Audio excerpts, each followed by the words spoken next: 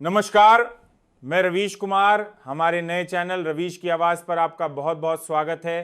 कृपया वीडियो को लाइक कर दें, चैनल को सब्सक्राइब कर दें और आप हमारी वीडियो कहां से देख रहे हैं और मेरी पत्रकारिता से कितना सहमत हैं कमेंट बॉक्स में ज़रूर बताएं। तो चलिए वीडियो शुरू करते हैं। स्मृति का पत्ता सा, अगला नंबर कंगना का।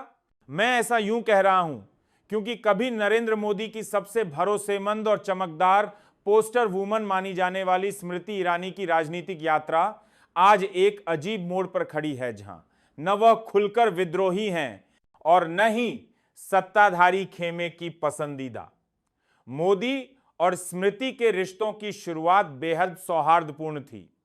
2003 में स्मृति ने नरेंद्र मोदी के पक्ष में अनशन तोड़ा था और उनके समर्थन में तब खुलकर बोली थी जब गुजरात दंगों को लेकर मोदी चौतरफा आलोचना झेल रहे थे और इन सब का इनाम 2014 में सरकार बनने के बाद उन्हें दिया भी गया, उन्हें राज्यसभा भेजा गया। फिर मानव संसाधन विकास, सूचना एवं प्रसारण और महिला एवं बाल विकास जैसे अहम मंत्रालय दिए गए।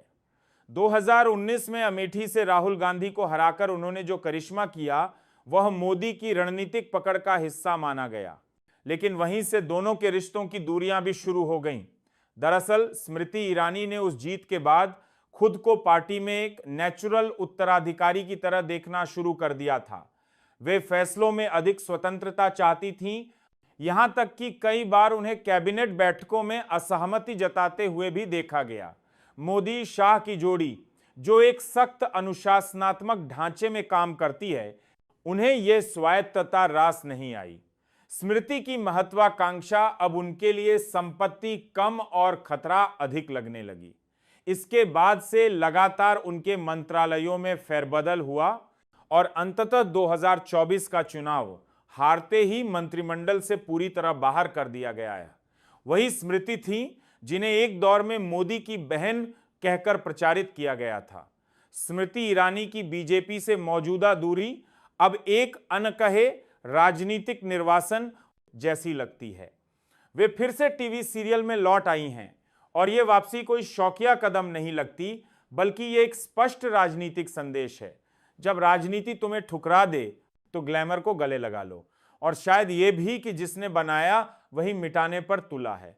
अब बात कंगना रनौत की करें तो वह बीजेपी और दक्षिणपंथी विमर्श का नया सांस्कृतिक चेहरा बन चुकी हैं।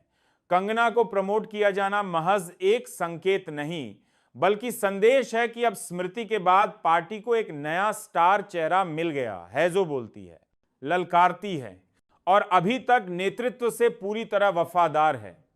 यह वही स्पेस है जो एक समय स्मृति ईरानी के पास था, एक सेलिब्रिटी नेता जो विचारधारा का प्रचार भी करे और युवाओं में आकर्षण भी पैदा करे। अब सवाल यह उठता है, क्या कंगना भी एक दिन स्मृति की तरह किनारे कर दी जाएंगी? इसका जवाब है राजनीति में कुछ भी संभव, क्योंकि जब स्मृति को किनारे किया जा सकता है तो कंगना का नंबर कब आ जाए यह शायद उन्हें भी नहीं पता होगा। बीजेपी की रणनीति यूज एंड रोटेट की तरह काम करती है। जब तक कोई चेहरा प्रासंगिक है तब तक मंच मिलेगा, लेकिन जब वही चेहरा पार्टी की लाइन से अलग स्वर अपनाने लगे या अपनी स्वतंत्र पहचान गढ़ने लगे तो उसे धीरे धीरे साइडलाइन कर दिया जाता है। यह कहानी वरुण गांधी, शत्रुघ्न सिन्हा, कीर्ति आजाद और अब शायद स्मृति ईरानी तक में देखी जा सकती है। स्मृति की नाराजगी की असली वजह यही है, उन्हें एक विचारधारा के लिए नहीं, एक चेहरे और अवसर के रूप में इस्तेमाल किया गया। जब लक्ष्य पूरा हो गया तो उनकी जरूरत खत्म हो गई। वे अब उसी सेलिब्रिटी स्पेस में लौट रही हैं जहां से उन्होंने राजनीति की शुरुआत की थी। कंगना का भविष्य इस बात पर टिका है कि वे कितनी देर तक कंट्रोल में रहती हैं, क्योंकि बीजेपी को ऐसे चेहरे चाहिए जो बोलें लेकिन निर्देशित लहजे में।